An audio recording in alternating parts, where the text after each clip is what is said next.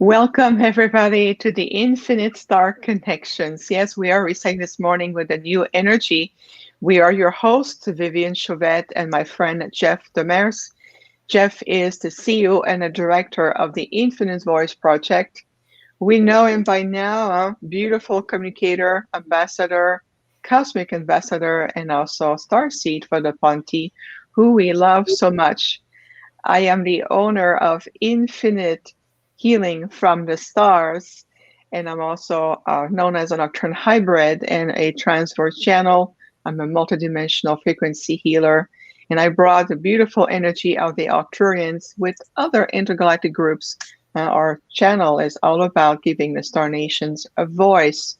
Now, we're going to bring today our wonderful guest. Hopefully, that the technology is on his side. Let's see if we can hear him.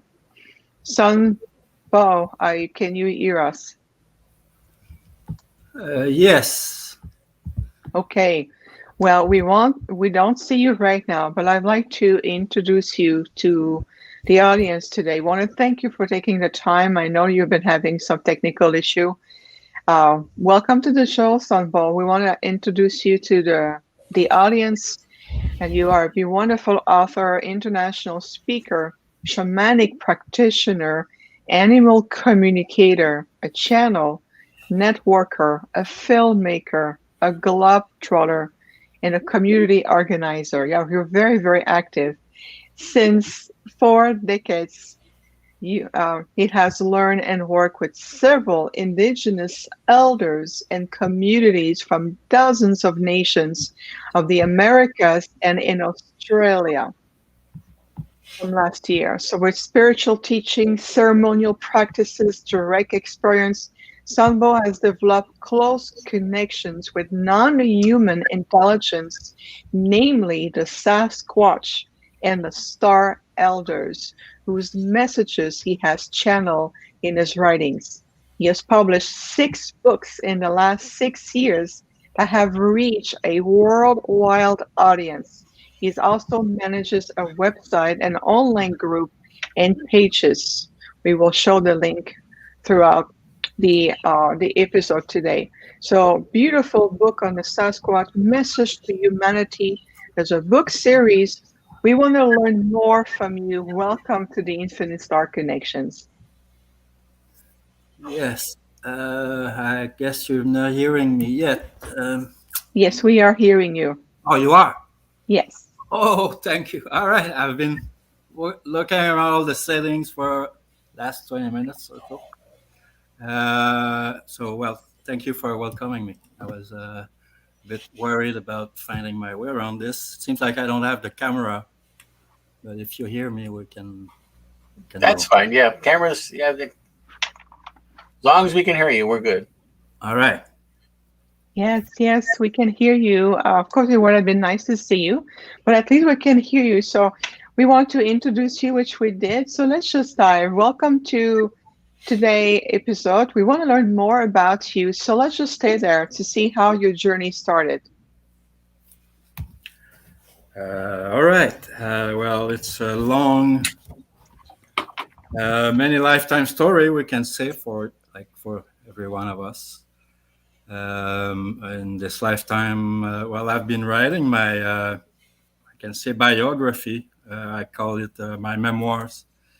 2 volumes are out. I'm working on a 3rd one. There will certainly be 4 of them. It's called Contemporary Shamanic Journeys. And it tells a bit about how I started on the spiritual path and all the guides and teachers that I've met in the last 40 plus years. So a lot of my guidance came from, I went first in a search in looking into all spiritual schools, sacred writings and texts, and learning and gathering knowledge right and left. And finally, I get a stronger connection and call with Native American or indigenous traditions, because they are ancestral knowledge that date way back before all kind of other religions, we can say, or spiritual ways. There are ancestral principle based on universal values that can apply and can help us very much in this modern age to reconnect with nature and with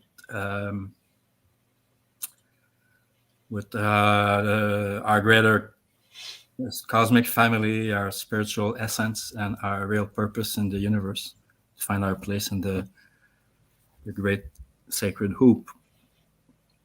And from this, I actually ended up having a lot of experiences coming from either teaching ceremonies, meeting wise ones, elders, and that also led me to discover and learn about the paranormal, what we call paranormal, which is just a parallel normal or reality that connects us with all the different dimensions that make our own essence and the fabrics of the universe. So from then, I had, since we're probably going to talk about it, I had a first-hand close encounters of the special kind with other non-human intelligence. Well, of course, starting with animals, because we can learn a lot from animals, not only watching them, but communicating with them, listening to what their soul has to teach, their medicines and knowledge. And also as well with other two-legged beings, including the ones we know as the Sasquatch, the hairy humanoids, who are found all around the world and under different names, and known by practically all tribal cultures around the world, ancestral cultures, as well as other two-legged or humanoids from other places or worlds, whom we can call the star people. But there's a lot of star people, and there's some who are just like among humans, there are some who are elders, spiritual elders, whose duty is to watch over the creation and development of worlds and the process of spiritual evolution of the souls happening on every physical world where conscious beings incarnate to complete to this process of spiritual evolution. So those first experiences, well, I had, of course, in my childhood and teenage, various experiences to prepare me to this, namely with like non-physical beings or ghosts, or to raise my awareness to other dimensions. And then around 40 years ago or so, I started meeting, I had my first close encounter with Sasquatch, started seeing spaceships, and over the years, more and more, it kept developing. And I kept learning new spiritual ways and tools, and could gradually learn to communicate with other beings, including non-physical beings. So that's pretty much how it started for me. Very good. I'd like to stick with the Sasquatch theme for just a few. Are you still in contact with them? Definitely, it's like once you know something or someone, you can't unknow him. Mm-hmm. Um, and the Sasquatch being interdimensional beings with very high psychic abilities. They are not limited to our physical space-time continuum or Mm-hmm. fourth dimension, linear time. So they can basically, like any spiritual guides, they can uh, communicate or manifest just about anywhere, anytime when you're paying attention, when you're ready, when you're willing and consciously taking part in the process. No, I understand that the Sasquatch is a multidimensional being. Okay. Mm-hmm. Do they have spacecraft, or do they don't need spacecraft? Like they don't necessarily need or build spacecrafts themselves, Mm-hmm. but they are still very connected and active among the Council of Star Elders, who do use spaceships or could call space time ships sometimes, Okay. some kind of vehicle or recipient that is used for space and time travel. Interesting. Okay. So actually, there's a lot of stories, even from ancient native traditions, as well as encounters from many witnesses I heard or documented, and many experiences I had myself. That in many occasions the Sasquatch will show up around or with spaceships.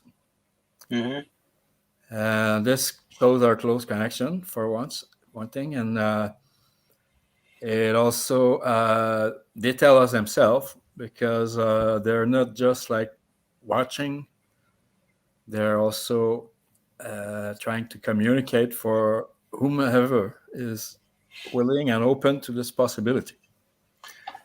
When they do their I would say healing, or if they, when they do their mystical stuff, is it the same way that we do it, or do they do it differently? You Well, know? there are some universal principles or truth we can see, I guess, that apply just about everywhere in the universe and on different levels. Mm-hmm. Of course, this knowledge is almost infinite, and there's many levels.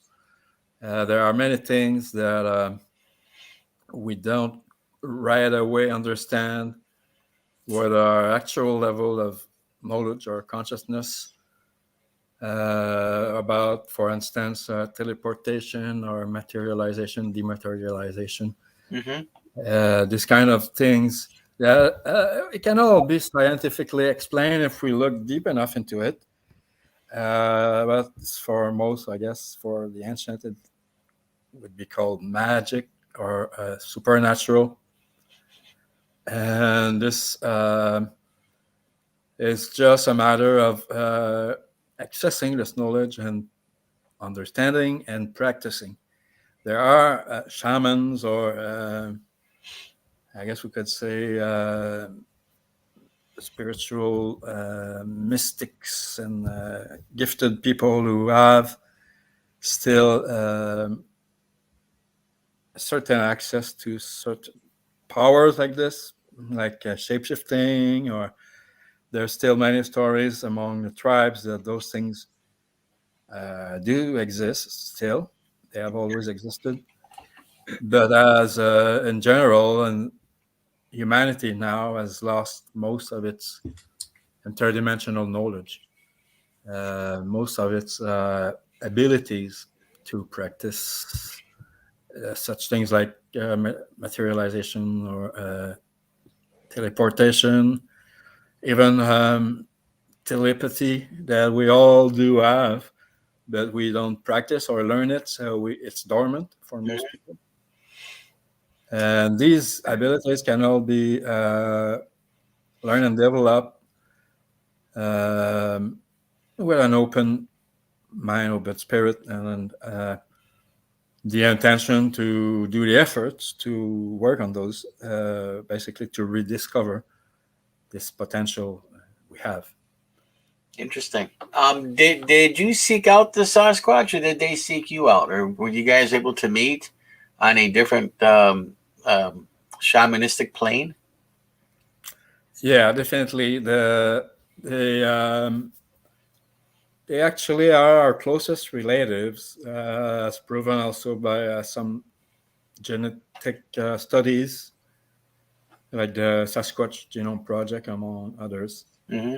It shows they have like 99% of the same DNA we carry. So they are definitely like brothers. We say elder brothers or elder relatives because they have been here long before us. And that's what most tribes agree on. But so being here longer than we have, they have had more time to evolve and develop their psychic abilities and spiritual understanding. But they do always, there were times in every ancient, a lot of ancient oral tradition from many tribes that describe periods where we knew those beings. We could even trade with them or meet them. There's still many tribes who still honor them in their ceremonies. They do special songs for them, offerings. They invite them in their medicine lodges. So there is a very clear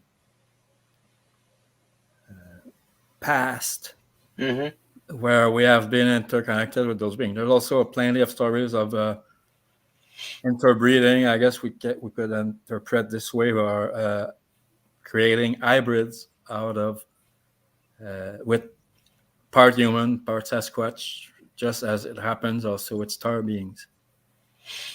So they have always been there, watching and ready to reach out and to communicate. But what has happened in recent ages or generations is that we lost this connection, most of us, and most of the time there are plenty of documented cases, for instance, that I put in my encyclopedia, where they hear or they see one of those hairy humanoids, whether it's in whatever part of the world, Australia, North America, Asia. And what they do, they put up hunting parties and they go to try to kill them, to catch them. And there's been many stories since 3000 BC that have been documented about that.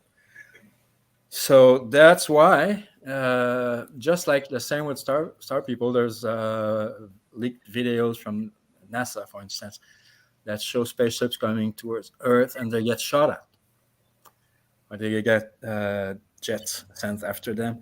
So that's why we're cutting, in humanity in general, and with those who control our world now, are cutting this, trying to cut this possibility of communication with other humanoids, other non-human, highly evolved intelligence. And they, so that's why it depends on us as individuals first, if we do want to acknowledge their existence and also learn about them. They will, if we go do the first steps, and if we like show some interest and manifest it, and with the right attitude, of course, because if we start hunting them with cameras for TV shows and for fame and money. That's not going to work either. It's the way to approach them, as I often say, is to approach wise elders, spiritual teachers. We go with humility first, a humble heart, and open and kindness and love and peace, without any expectations, just to make ourselves available and to express our intention. And this is the best approach that has proven the most efficient, with dozens of people that have assisted in contacting the Sasquatch. So basically, this connection is up to, do we care for it or not? Do they also hang out with other ETs too? Yeah, definitely. There's plenty of stories. I had first-hand experience, and I heard some also, including from well-respected native elders and spiritual leaders. Yeah, they definitely are our connection with the rest of our star family, because they didn't lose theirs. So it's easier for us to connect with another form of human beings that come walking in our woods than to try to reach people from planets we don't even know about. Interesting. Vivian, does the Arcturians know about the Sasquatch, or do they interact with those guys? Well, that's a great question, Jeff. We interact with one another to some degree, whether it's working with the elders or certain councils of elders at different point of time, especially certain timelines or historical timeline on the earth. I personally had an experience with them, the Sasquatch, many years ago when I was in Mount Shasta with a very private group, just a very small group of people. We were doing some sky watch at night, and we were a little bit up in elevation, close to the pine trees. And this is why I saw them. They were very curious to see what we were doing. And I like what you're saying, SunBôw, in terms of the heart connection, the gentleness. You know, while I was there, I was calling on to my Arcturian father's ship to come that night. And I can see them coming out like behind the pine trees, looking in our directions. But I was the only one of the group who were able to see them, because I received a telepathic communication. I felt, and I looked, we acknowledged of each other, and they didn't want to be involved. They didn't want to be seen by the rest of the members of the group. They just want to let me know that they were here, and they felt and they recognized my Arcturian energy. So we acknowledge each other. That was my first time, and my second time happened a few months ago, last winter, when I was doing another Skywatch event for a group. We were about 25 of us on a ranch, you know, outside the city, and we created a very powerful energetic field around us, and it was just pure love, and we were connecting with our star brothers and sisters. And two young Sasquatch, younger generation, came out and was looking at us, and I acknowledged them to see the next generation coming through. It was really quite something. So that's the extent so far of my experience. Nothing like our guests, nothing like you, SunBôw. I mean, this is incredible. But I'm curious to see how, just because your name is intriguing, how did your name came about? Was it given to you by a tribe or by the Sasquatch? How did your name came about? Yeah, thanks. It's a spiritual name that I first received in a vision quest. It was in Agua Azul in southern Mexico. This wonderful, unique mountainside, which is covered with turquoise waterfalls and basins. But anyway, that was in '84, and that's when I went on a vision quest, spent the day up there praying, and there was a big SunBôw around or a rainbow around the sun, which I prefer to call a SunBôw than a sundog. And I started singing, and I heard a choir of angels. I guess we could say angels singing with me. And I received some, I guess, vision and information download. And from that day on, I was told my spiritual name would be SunBôw. And it's been well translated in Hopi and since. And I received a long list, I would say, of other spiritual names, at least like 4 in Hopi and 3 in Anishinaabe during ceremonies, plus pseudo and writer names and stuff. But SunBôw has been the one I've been using mostly for my spiritual work and as a author in the last 40 years or so. Interesting. So are you known as SunBôw TrueBrother by other Sasquatch tribes? That's an interesting question. To be honest, what they told me since the very first encounters, however, I got into deep conversations and communication because I must say, there were 33 years of preparation of shamanic training and learning and occasional encounters. But it took all this time for me to be very clear about my intention and ready to go and communicate. And that's when I went and met them, and we started communicating on a much deeper level. And one of the first things they told me is that because we had a soul-to-soul communication, which is basically a convergence of consciousness, that it's like putting a computer file into another hard drive. You get the whole knowledge at once, and then it's yours to process it or to share it. That takes time. So when I started writing those messages online and sharing them, there was a very nice feedback and people really appreciating. So it was before even I thought of making a book with it. And one of the things people asked me, what's his name? And I didn't know. After a while, I got a bit pressure of asking, what name? What's your name? How do we call you? Because sometimes when you're in a telepathic conversation like that, you can be talking to a collective. You can be talking to a council that speaks with one mind. There might be one who is more channeled, more designated to communicate with you specifically. And so the one I met physically, I got actually some of his hair, and many times I've had clear sightings with him, and he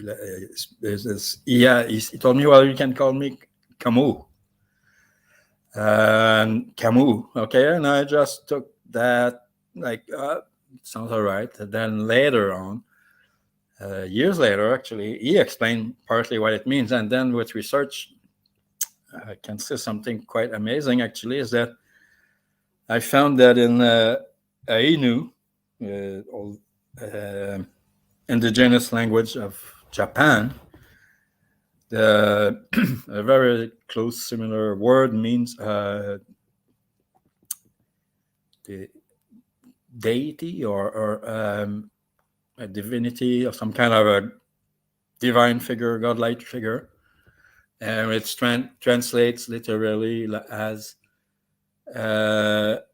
which covers everything, like the sky. Camus told me his name means far-seeing, or the one who sees far. Then I just found, believe it or not, a few days ago, this week, I was listening to a video of the Sechwepum. I hope, I'm sure that I don't pronounce it right, but the Sechwepum tribe of the Salishan tribe of across southern BC and central BC. And from what I understood, the word Kamu in their language means people.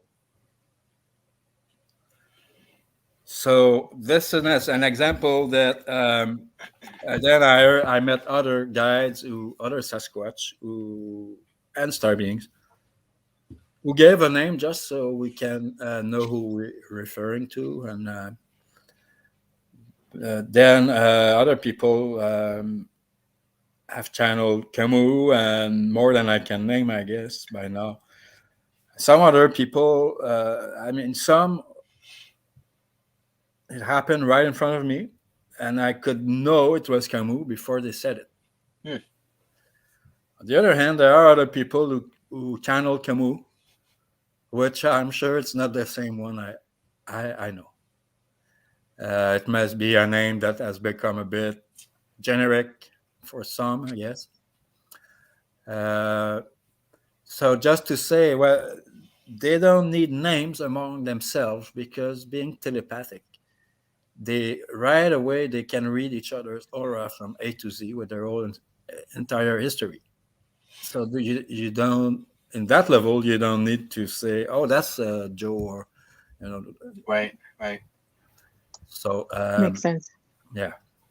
Well, that makes me wonder that since they might speak with one mind, do they have to get permission from the elders to initiate contact to us?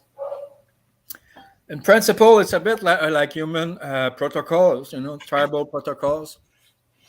There are stories where some young ones will go and mess around or play or even frighten people. One story I can say that comes to mind is was told by a friend who's passed now, and he spent a lot of time with the Chehalis, the Salish people, actually, from who the name Sasquatch comes. Mm-hmm. And they honor Sasquatch regularly in the ceremonies and everything. There was at one point a young Sasquatch who came into the village and was rampant and stealing things and scaring people, making noise. It was a bit annoying, even for those people who are used to Sasquatch, so to speak. So the elders did a ceremony, and they asked the Sasquatch elders. They say, "Can you take care of that youth for us? Because he's a bit disturbing." And that stopped it. He never came back to the other problems. And we can say among the Sasquatch themselves, there's a wide range of consciousness and experience, and they're not all wise spiritual masters. They have easier potential to become, but they also have to learn, and they do mistakes, and they have egos, and they have emotions. And there are cases where some random individuals might go off the ranks and do some trouble. But in general, when we talk about the council of elders, their own elders, they definitely work on a long-term vision with purpose and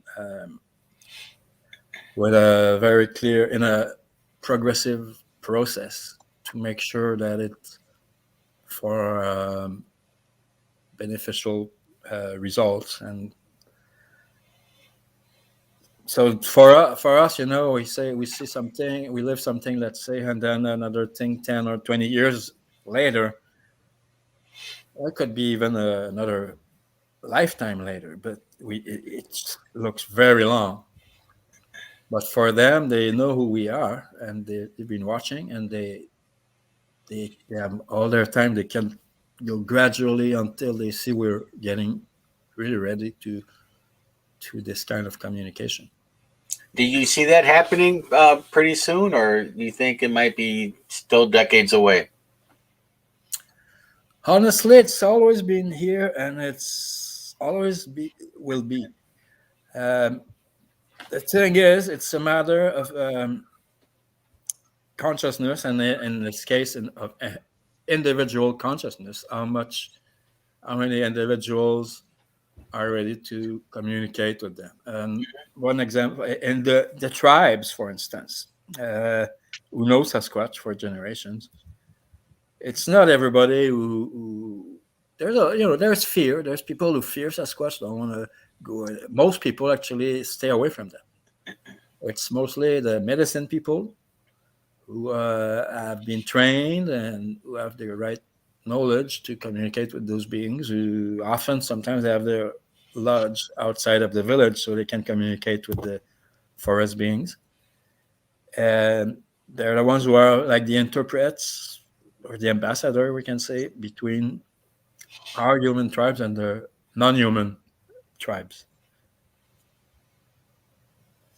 Another example I can give is I went to Sasquatch Park, actually, in BC, near Hibernian Springs, which is dubbed the Sasquatch capital of the world.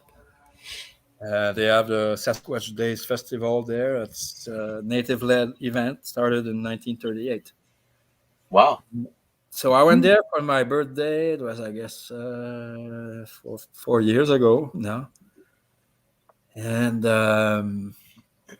I walked around it. It's a nice wild park, but there's like two small campground, limited camping space. And I ended up, there was about 150 people in a fairly tight campground. And I thought that nothing could happen there. But I was surprised because indeed the Sasquatch, I will skip details because it's a long story, but a Sasquatch came and called out on his way in until he was noticed finally by everybody else because I hadn't noticed. And then he howled really loud, and everybody freaked out and ran into their campers and shut the light and locked everything. And he walked across the campground and howling.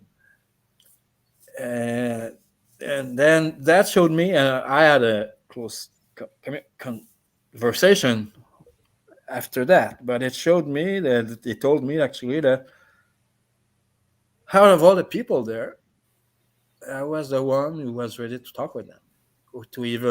I was even the only one who didn't freak out, and who was because of experience, and whom they could talk to. And everybody else out in that crowd, I was curious to go talk with the people the next morning, but everybody had fled by 9 in the morning. Uh, uh, I would guess that most of those people will just brush this off, explain it away, or deny it ever happened, and we'll never talk about it. So when we talk about encounters, there's many more encounters than what is reported. Out of the reports, even many are discredited and not counted. And because the ones who compile those reports are very often biased, or they have their own. We can mention, without mentioning names, we can talk about some of the big names, the most famous names in the Bigfoot world that were totally unscientific in their approach. They were trying to push a narrative of a big ape most often, and that would make them discredit hundreds, if not thousands, of reports for mentioning any kind of intelligence or psychic uh, activity or paranormal phenomena. So with this approach, we can say, and that's what I explored in detail in my Encyclopedia of all things Sasquatch, Mm-hmm. hairy humanoids from the wild. After writing the Sasquatch Message to Humanity book series, they told me now, because that's a very selective audience that will read any kind of channeling to start with. And from a Sasquatch on top of that, it's even more selective. But they told me to write a encyclopedia to reach out to a little more wider audience still. People who talk about Sasquatch here in a fringe, you're never going to be on mainstream, and if you are, you're going to have to follow their narratives. So they asked me to do this, to record, to report, document hundreds of cases of interaction between humans and every humanoid since antiquity, ancestral legends, historic reports, modern science, modern research, and so on. What we find, the overall conclusion is that there's always been contacts, but there's always been some cover up, or some there's been covert hunts and operation to try to track or capture the Sasquatch that are documented but officially denied most of the time. Mm-hmm. So we can say that there's always been these relatives just next, a few steps from us, just next door, we can say. And there's always been contacts. But why is science still refusing this officially, this other species? It's because, like most big names in the Bigfoot world try to push, they're looking for a big ape and they'll never find one. If we talk about highly advanced, intelligent being with highly developed psychic, and we can say supernatural abilities that communicate and travel with the rest of our star family, that's when we fall in the woo-woo clan. It's like, okay, those guys, they're too much. They're out there or out of it. But in the end, the more honest investigation we do, and the more we find that's the real deal, not just a new age story. It's been around for thousands and thousands of years in ancestral stories. And that's what explains really who are the Sasquatch and all the phenomena around them. So did they pick you to be like their spokesperson specifically? I will say they picked me to be one. I don't think there's any exclusivity to knowledge or truth. Right. They certainly asked me to disclose a lot of information that was, like, if not new, it was not common, it was not very well widespread or heard about, but that you can find confirmation in many other sources, either ancient sacred texts or ancestral legends, as well as modern channels, for instance. So yeah, it's at the beginning, it was like when they asked me to write that, I was totally hesitant. I didn't think it would be heard by anyone. Even after my first active conversation, I felt completely disconnected in a way from humans. I said, who am I going to speak to now?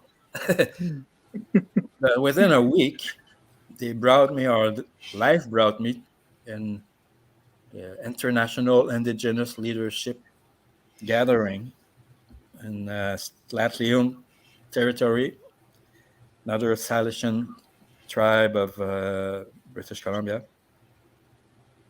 There were people, elders from everywhere, and the first thing I noticed is that most of them knew about Sasquatch. Mm-hmm.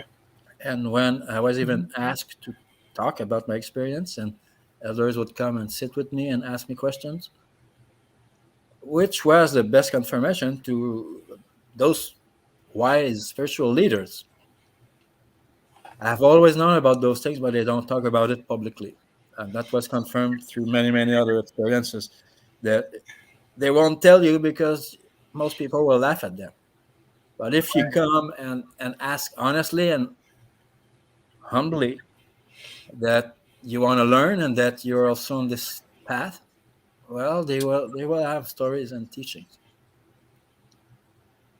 So that's a bit why they asked me to disclose a lot of that information that has been kept, so to speak, secret for generations, especially increasingly in our modern world, because Sasquatch is a very taboo subject that you mentioned. I mean, if they mention it on the news, it's to laugh about it, right? Good So, point. right. So to bring the truth about those beings, the traditional native medicine circles would not break their secrecy or their intimacy and come out and disclose those things publicly, although some have. But me, I guess, as a coming out of the blue, no background, no degrees, no nothing. Just a wanderer. I've been a spiritual seeker. I've learned with wonderful, great teachers that nobody knows. So that was pretty much easier for me to fulfill this mission. And at the beginning, at the beginning, just to conclude, I was totally afraid, or not afraid, but I didn't believe that it would have any result. And just as I started putting one chapter at the time online, it kept becoming more and more well received and welcomed, and people asking for more until it turned into a book series, and now I can say, well, several groups and a website and conferences, and pretty much let's say I started some kind of a disclosure movement, at least on Sasquatch. Interesting. Yeah, your books, the book series that you talked about, is it also? Is there any compilation of ancient stories of the Sasquatch, including some research material? What are the book series give information about? All right. The first books, well, I wrote before other, mostly in French, before the last 7 years, where I started writing the Sasquatch Message to Humanity, which, as I said earlier, was started as a series of posts on my Facebook group, and then it was suggested to turn it into a book, and then second book and third book. So there's 3 titles in that series. The first one is a conversation with Elder Camus, and the second one is interdimensional teachings from our elders that goes deeper into interdimensional understanding. The third book is a collaboration of 10 international co-authors, who also have channeled Sasquatch. And I'd also like to say too that one of our followers, Divine Fractal, actually does the audiobooks for the Message to Humanity, and you can find those on our website, theinfinitevoiceproject.org. So, nice. She does a fantastic job. What's her name? Divine Fractal. She's in here, I think. Oh yeah. Okay, Oh, I yeah. got her. She went up to chapter 33 as far as last time. Yeah. She does a great job. So yeah. I have also another audio version of book 1 that I've been wanting to publish anytime soon. So after this series, which is Sasquatch Message to Humanities, it's a series of channeled messages, which goes into our hidden past and spiritual matters and interdimensional understanding.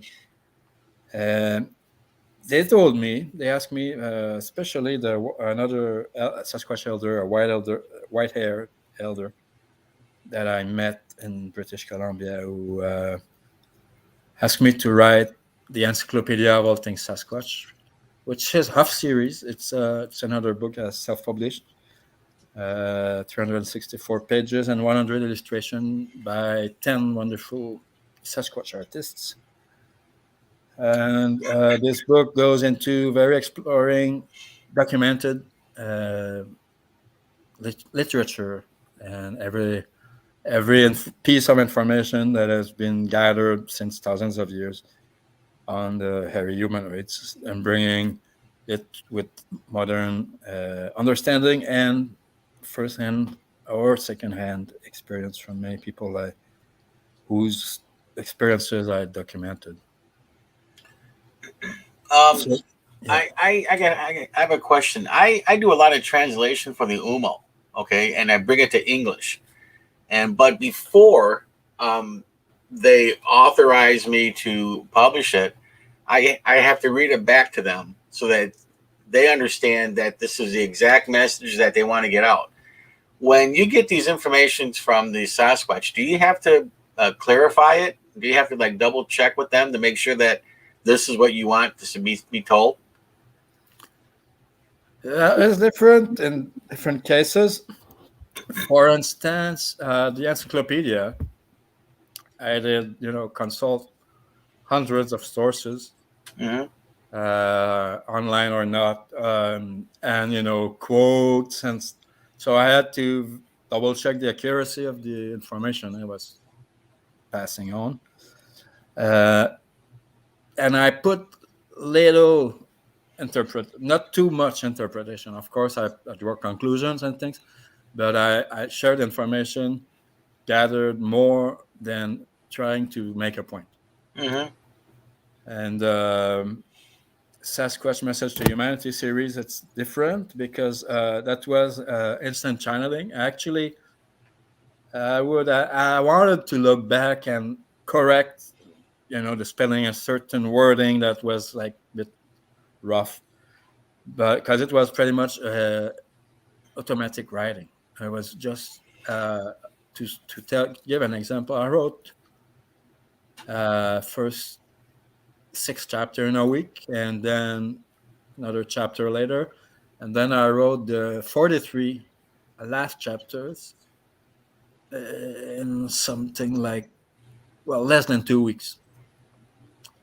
So basically, I was sitting and channeling and writing, barely eating or sleeping, and they were giving me constant manifestations and signs around me with additional teachings, Mm-hmm. to keep me focused on this. So afterward, I said, I should have said, I could have said this a little better here. Maybe there's a little inaccurate number, or there's details that could have been revised. The message was to come as pretty much in its raw form, to show that it's not too much of my mind working the information. I just process and bring it out. Do they have their own language, or do you just hear their intentions and then write it down? Yeah, they have a wide range of first vocals, different kind of vocals, and also they have some kind of, I'm not sure if we could say articulate language, but Mm-hmm. I heard more than once some mumbling and whisperings. There's many cases of, if we study deeper into these, that some of the sounds or words they say might come or sound like ancient native language. Yeah. Mm-hmm.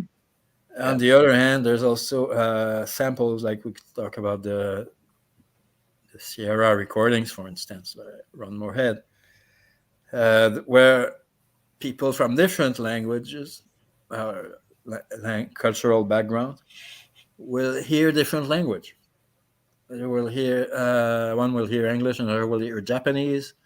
Uh, Uh-huh. Right. so whatnot. So that shows that's been shown to me also first, and when I did a recording, they were. I was actually in Chehalis at the Sasquatch Lodge, right on the reserve where the name Sasquatch comes from, and they have the Sasquatch as their emblem, so it's really, really present there. And they actually came that night, and I had actually more than one encounter in that location, around that location. And that night they came, and I could hear them whispering or you know chattering in the woods nearby, just on the outskirts of the woods. So I went out and I saw a few things like shining eyes and stuff. But I went out with my camera and I asked if I could record. It was not the only time I recorded them, and there's often this result is that what comes out, it's up to whoever watches it. Some will see Mhm. very clearly or hear very clearly something, and the next person, like you were saying earlier, Vivian, some people will see a spaceship, the people around won't, or will partly see it, or because that's a very individual. Interdimensionality allows a very individual way of communication. They can send a sound phenomenon, but a group of people perceive or not perceive it in different levels. So that means every message, every individual picks up as a message is what it's meant for them. So in Wow. that recording I did, for instance, I listened to it like I don't know dozens of times. I had it remastered to kind of I know it improve a bit the sound, but after a while I could hear a very clear conversation in English among a few Sasquatch individuals. Why in English? Because I guess that time that's what they wanted me to hear. Hmm. But I had this recording, had several people listen to it, and some don't hear nothing at all. They hear just like noise, you know, or like whistles and stuff like that. And some say, "Oh yeah, I hear some words, but I don't hear exactly what they say." So that's to answer your question about language. They can basically on an interdimensional level. There's no language barrier. They can make sure you hear or see what they choose you to. That's fascinating. We have a few questions for you from the audience. So part of the question, we had three questions lined up. So question number one, it was regarding the photography. They said asking if any of them has been clearly captured on pictures because apparently we hear that they don't like it because it is hard to capture them in a photo. Is that accurate? Definitely, there's a we can say well, there's a lot of videos out there, most of which are fakes or hoaxes. It's very easy to put someone in a suit or and film blurry from the distance. But there are also a certain quantity of photos and videos that are, I believe, authentic. I took some myself, including footage, where for me it's obviously I don't need to be convinced when it's my own because I see it in my real time with my real eyes. If I communicate with them, they call me, I go there, I see them, I take photo or footage, but always knowing that it's not a proof. No, no, they will not make it so everybody has to say, oh, okay, now we get the proof. That's not what they're trying to do. They're Right. trying to give signs or confirmation to people who are on a quest, who are seeking So many people will see a face of a Sasquatch, for instance, in the woods or on a tree, in a rock, in a cloud. And someone say, "Oh, that's pareidolia, pareidolia." But well, some of it is we have to agree. Yeah, okay, we can see faces everywhere, but there are cases where that's what they describe as permeating consciousness. They, in other words, they can permeate the environment with their consciousness and manifest wherever, however they want. Whether it's through a smoke cloud or a native city had a Sasquatch drum come out of their Sasquatch face come out of their drum while playing in ceremonies and things like that. Uh, it's an interdimensional level that without understanding that it is, we can't make sense of it. Some people will say, "Oh, it's happening in your mind."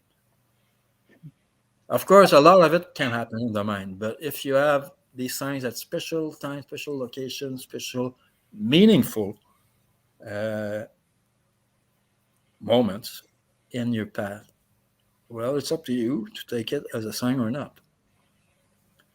And the more you do, from my experience, from what I heard from other people, the more you do, you see signs and you see consciousness and everything. Mm-hmm. The more it manifests to you, the more you actually realize, acknowledge that it's there, and any conscious being can interact with the elements and with the dimension, so they can choose whatever way. I'll give you just an example. When I started writing the Encyclopedia, we had I was in BC. We had a sweat lodge in the backyard by the river with many native elders and medicine circle gathering, doing ceremonies regularly. And I started just around solstice to actually decided to write the encyclopedia with the guidance of the one I call the white elder, the white haired elder. Well, on that day with the sweat lodge, and as we came out, there was on the mountain in front, very clear with the snow that had just fallen. So a very clear, well, precisely detailed Sasquatch face of a elder with a beard and all white that we all saw like, wow, it's there. And my landlord had been there for 25 years. I've never seen it before. And it stayed as long as there was snow until spring. So that some say, oh, well, it's just coincidence. But the timing for me while I was working with that elder that actually gave us hair samples at least 3 times, I guess. Uh, so that to me was just enough to say, okay, yeah, he's there watching. I didn't need to prove anything. Some people will say, oh, no, it's in your head. It's pareidolia. Could be. But for me, it was significant. So that's up to us to see what we want to see and hear what we want to hear. Good point. Are the Sasquatch just regulated to the woods, or can you see them in the city? They can be everywhere. They can come in your house. I will say, Only because that we know somebody that had a Sasquatch in the house, and they left some hair samples after they got tangled up in some wires. So I just was wondering if they can do that. definitely, especially when I worked closely with them, like when I was channeling the books. Mm-hmm. They were pretty much permanently, or it was ongoing, several times a day, or so. I could feel feel their touch, hear their grunts or whisper or footsteps next to me. There was maybe a little bump on the wall or something, inside as well as outside. Plus all kind of phenomena with animals and things happening. So yeah, they can come anywhere. The thing is, like I say, people like sit in their living room in Los Angeles or I don't know where they're moved, whatever, and they expect Sasquatch to come and visit them. You got to do the first step, Yeah, yeah. And I understand too that they have a smell like a wet dog. That's very. It's not quite accurate in all cases. Personally, what I've learned with them is that they have repellent smells, and I've never smelled them. They never made me smell something unpleasant because there was no reason to repel me. Mm-hmm. On the other hand, I smelled several times some kind of conky musk perfume, mostly from females. Sometimes following me around the house or outside, even in winter and stuff, which is a sign of like affection. Mm-hmm.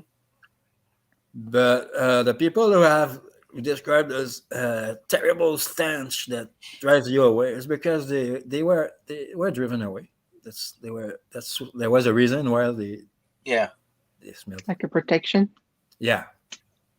Okay, that makes sense. We have a really good question for you, SunBôw, from Blue Star Seed. Says, is it true that their main mission is to rescue children and people who are lost in the woods? Oh, good question. Yeah. There's many cases and stories that they have since ancient days until even recent news reports.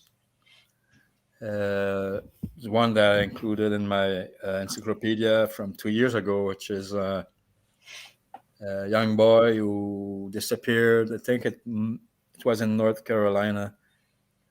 Disappeared for 3 days of very harsh winter and was found safe and sound after 3 days and said he had survived with his bear friend. But that's just a recent example. There are many stories.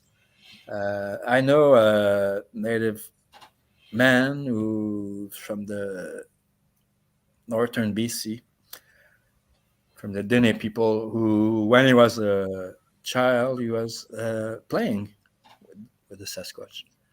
They would take him out to the river to swim, and the mom would carry him with her own kids. And there's many stories because that even they would bring their children in the forest and say, "Oh, wait for the Sasquatch; they will come and meet you." So that's with this approach, we understand that those people have developed a much better knowledge and connection with the Sasquatch, and so they are not surprised about this kind of story. Okay. That's fascinating. Do other tribes get along with other tribes, or they just stay within themselves? I'm not certain I understand exactly what your question. Does like one tribe of Sasquatch associate with another tribe of Sasquatch? Okay, yeah, well, yeah, definitely. It's like, especially the elders are on the similar higher consciousness level, working with the star elders.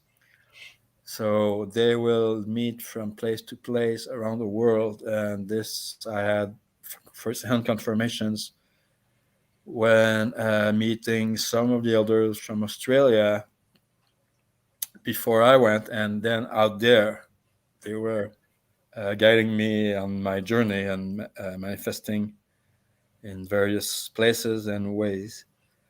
There's the same way the people who work with Sasquatch, who communicate with them, often will meet the guides of their friends, their other communicators they know or work with.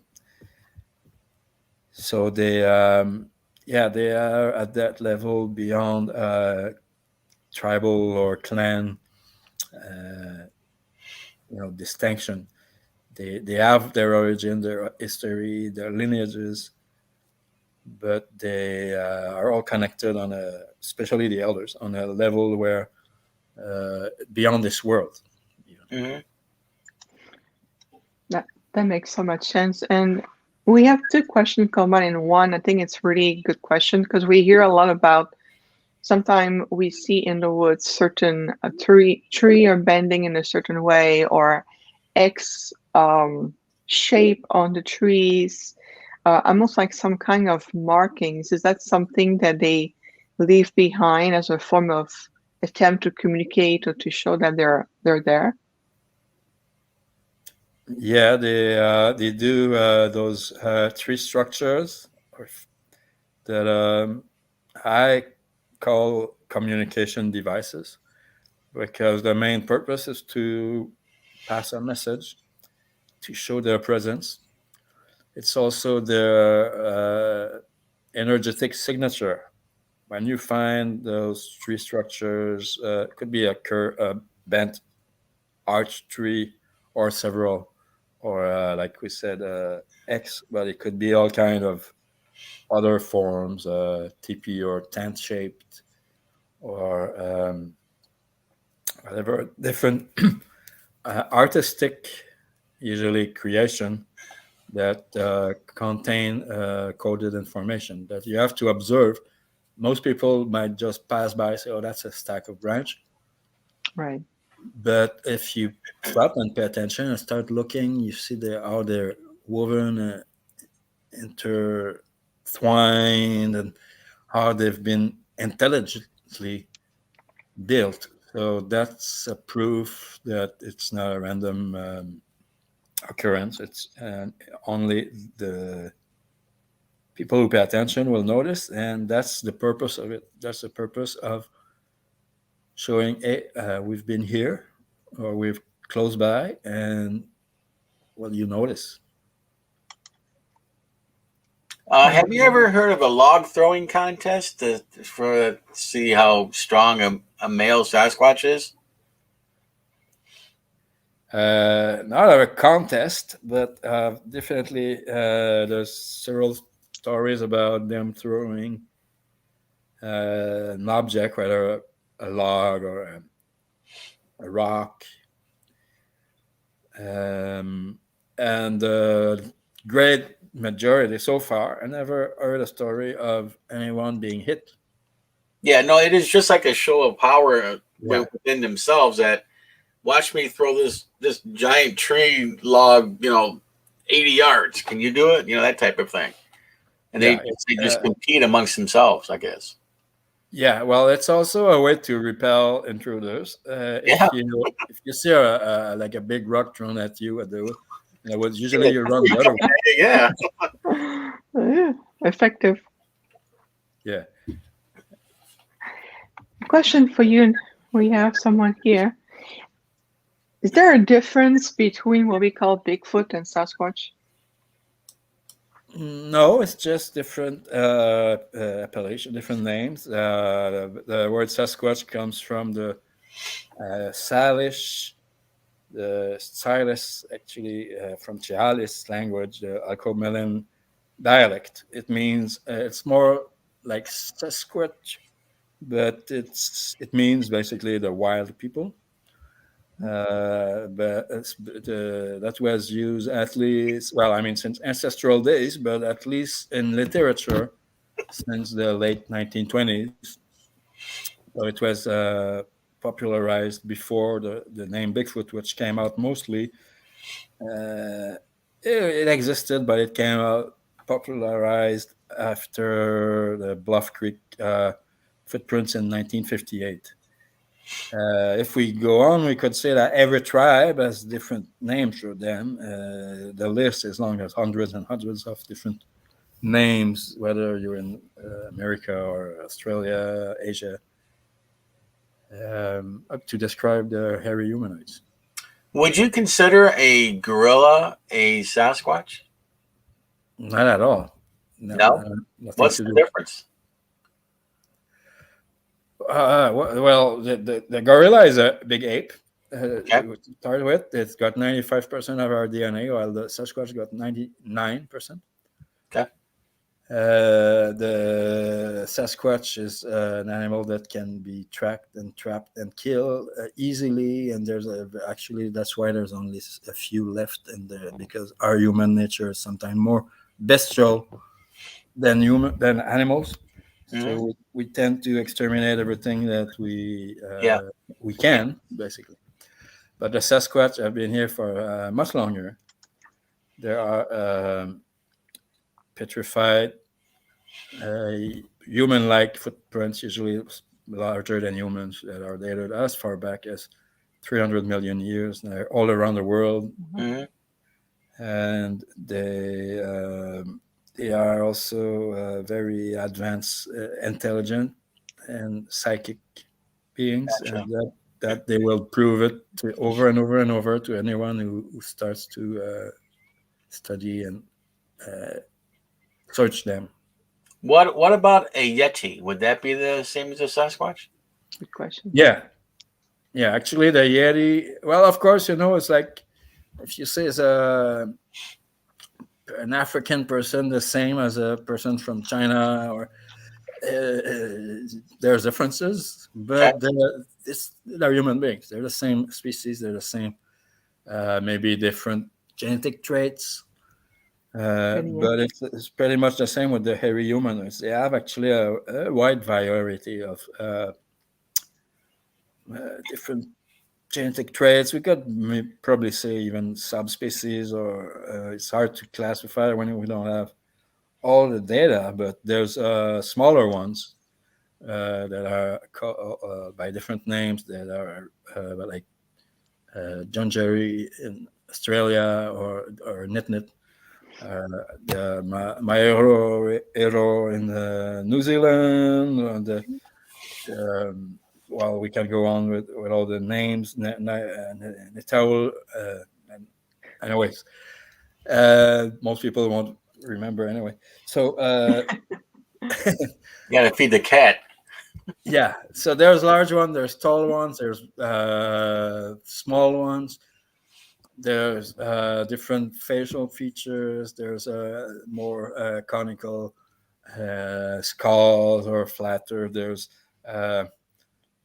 slimmer or stockier.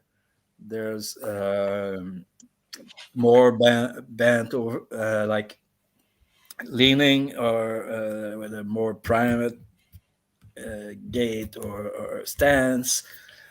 There's some that walk perfectly straight, look straight up like us.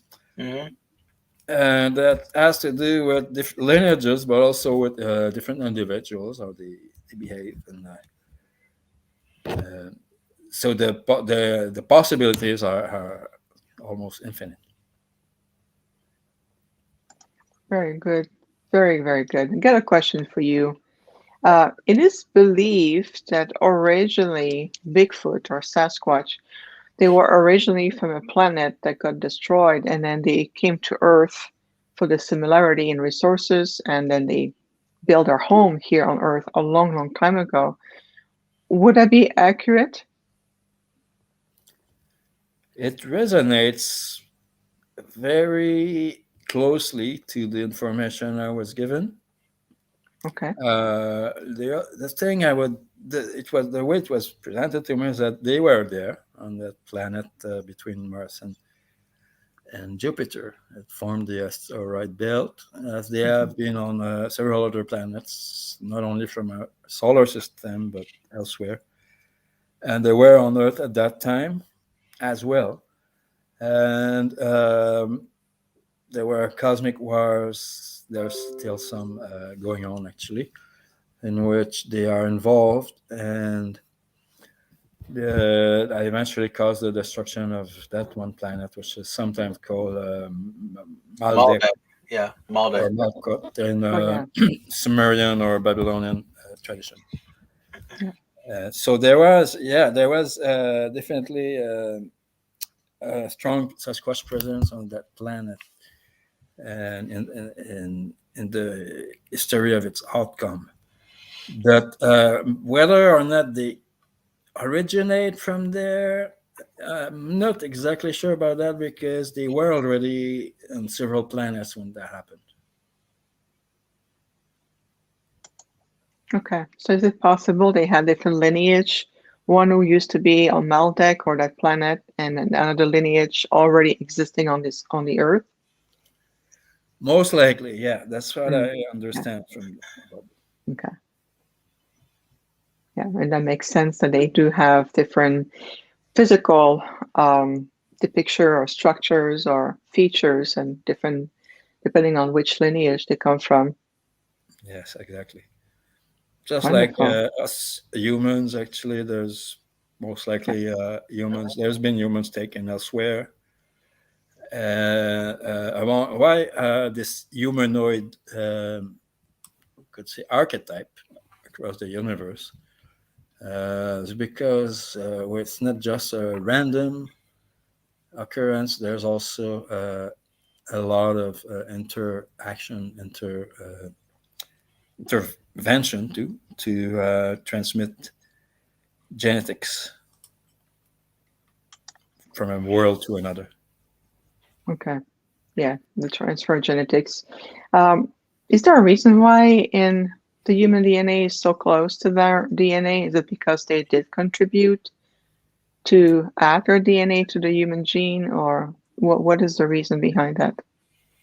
Yeah, well, they have still contributed to human genome. Actually,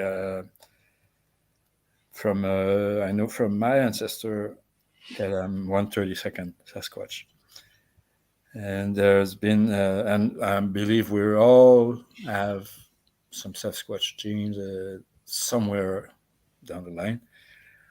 Just like we've had many other species intervening, let's say, in our lineage. The Chinese did a research and discovered 265 horizontal genes that have been introduced in human genome. So that's why we're all somehow relatives, somewhat closely connected with humanoids from far away distant worlds, more probably than we are with the fish or the birds on our own planet. And So do you when they think come, that's, yeah, sorry, when they come to intelligent species, come to live on a planet or develop it, or you could say colonize, they will search its DNA data bank, and they will use the ones that are the most appropriate to develop and to create hybrids that will introduce their long evolutionary conscious into a new planet. wow. Thank you so much for all the information and all the question. At this point, we're about 7 minutes into the show already. It went into like blink of an eye. At this point of where we are, all of us on the planet, so much change is going on, so much, we're moving into a new era of consciousness. What what message would the Sasquatch have for their human brothers and sisters at this point? They have many things. They've shared them in the books, for instance, but they still, do with guidance. And the main guidelines basically is that we have to evolve beyond materialistic mind frame and societies, which are causing terrible damages and harm on our planet at this point, because that's where we're at in our evolution. We have to remember uh, we are multi-dimensional beings, part of a multi-dimensional multiverse. And now science is starting to scratch the surface and understand that the physical realm is just about 3% of the energy that we can perceive. So why stay stuck in that 3%? Because it's easier to control. So what keeps us in this materialistic mind frame and ideology is power that want to control us. So one of the main priority for our evolution in this age and the future is to let's say break the chains of this limited temporal secular materialistic science and society that basically keeps us from using our full potential, prevents us from discovering that we have all these abilities like telepathy, even with technology we know we can achieve time travel and things like that, but we need the conscious use of technology, the consciousness that is the greatest technology. And that also requires empathy. We have to remember, if we remember our multidimensional self, we remember our soul, which is our non-physical and lasting part of our essence. That also is the way we feel and we reconnect with, we connect with every living being, every consciousness. So the more we remember our soul, we're more empathy, the more possibilities we have in interacting in mostly beneficial ways, because we will not harm anything knowing it will harm us. So basically now this modern society is definitely on a rush to destruction, and that's not my words, that's from ancient prophecies. It's been a lot of warnings and visionaries and prophets that have seen this coming for generations that have warned us that we have to evolve beyond this materialistic ways that lead necessarily to conquest, divide and conquer, domination, and violence that are non-sustainable ways. While the greatest evolution we can do with our soul is to learn our place in the universe, or to connect and relate to every other life forms, not only on this planet, but in the universe. And to also learn how to work with for the good of all life. Absolutely, absolutely. And that is beautifully said. That also reach out to the philosophy and the messages also from other intergalactic groups, including the Arcturians. This is also what we call a return to the new cosmic human design, and going back into more collective consciousness, community, reverence for whole life. And I feel like it's going to contribute to the return of the Sasquatch or Bigfoot returning to communicate fully in more full consciousness with humanity when we get to that point. So I can see that. I already rejoice at that point because I can see this is where we're heading to. Thank you so much. It's been absolutely incredible. I've been monitoring the chat room very closely with questions, comments. People were very engaged, very present with you. As it is tradition on the Infinite Star Connections, we always complete our time together with a short energetic clearing that we will, with my team, conduct. So I will invite at this point, including you, SunBôw, and of course, my dear friend and co-host, Jeff, to make yourself very comfortable. And if you would just stay with us for a few more minutes, we're going to just do some clearing to help you be very clear as a conduit. So you go ahead and close your eyes. Thank you very much. And let's just take a few deep breaths. And we invite you today to truly breathe through the gateway of your heart.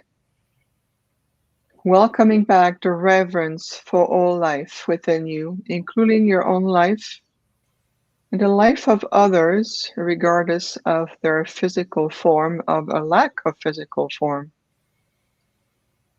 And today, in honor of our brothers and sisters of the Sasquatch, we also invite many other enlightened and positive groups to join us, as finally the Earth and the entire community of light here on this planet take its rightful place among the stars, among the intergalactic councils of light, working also with the elders with whom we respect and love, and just to feel deeply into your heart and into your soul that you are a divine essence of light. And your light is very important. You make a big difference, not only in this world and in your world, but also into the world of others. As we are emerging more and more into unity consciousness, a return into a higher fifth dimensional community. So just feel this powerful energy flowing through you, releasing any resonance of blockages, barriers, belief systems, labels, unresolved patterns. Just let everything flow in the power of your light and the divinity that you carry within you. So let's take a deep breath through your heart, breathe in and release. Beautiful. And just feel that you are completely aligned in full consciousness right here, right now. And remember that this lifetime, this incarnation is your most important one. We thank you for being here and we honor you. It is done, it is done, it is done. You are now welcome to open your eyes. Welcome back. Beautiful. Wow, that was perfect to bring us all together. SunBôw, thank you for your presence, your wisdom, your light, your knowledge. Thank you for being such a strong voice for the Sasquatch. And I felt it in my heart that you were part of their lineage to a certain degree, and that's why they chose you. So we are very grateful for your presence today. On behalf of everyone who has joined us, thank you so much for being here. And we will be back on Sunday, November 7, 11 a.m. This time we're going back in Mountain Standard Time. Remember that on Sunday, November 7, it's the end of daylight saving. So it will be 11 a.m. Mountain Standard Time, Arizona time, which means 1 p.m. Eastern Time on Sunday, November 7. We'll announce our next amazing guest. But today, again, SunBôw, thank you so much. Thank you, SunBôw. Thank you very much for the invitation. We appreciate it. It's been our privilege to have you. And thank you, everyone, our community around the world. We appreciate you. Thank you, Jeff, for being my co-host and friend. And we will see you on November 7. Namaste, everyone.